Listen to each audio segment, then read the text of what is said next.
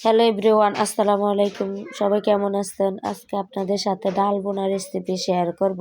ডাল বোনার জন্য প্রথমে গরম তেলে পেঁয়াজ কুচি এবং কাঁচামরিচ কুচি দিয়ে এরপরে দিয়ে দিলাম 1 চামচ রসুন বাটা।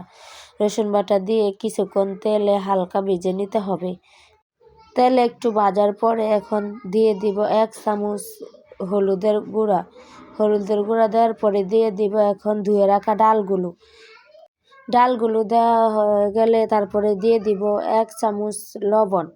লবণ দিয়ে ডালগুলো কিছুক্ষণ তেলে ভেজে নিতে হবে। কিছুক্ষণ তেলে ভেজে নেওয়ার পরে এখন দিয়ে দিব পরিমাণ মতো পানি দিয়ে এখন একটু নেড়ে ছেড়ে নিলাম। তারপর নেড়ে ছেড়ে নেওয়ার পরে এখন ঢাকনা দিয়ে ঢেকে নিব।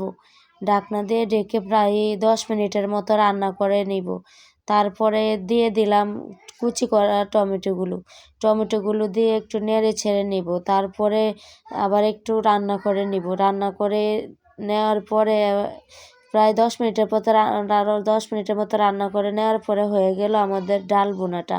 এখন আমরা দিয়ে দিব ধনিয়া পাতা কুচিগুলো দিয়ে এখন নামিয়ে নিব।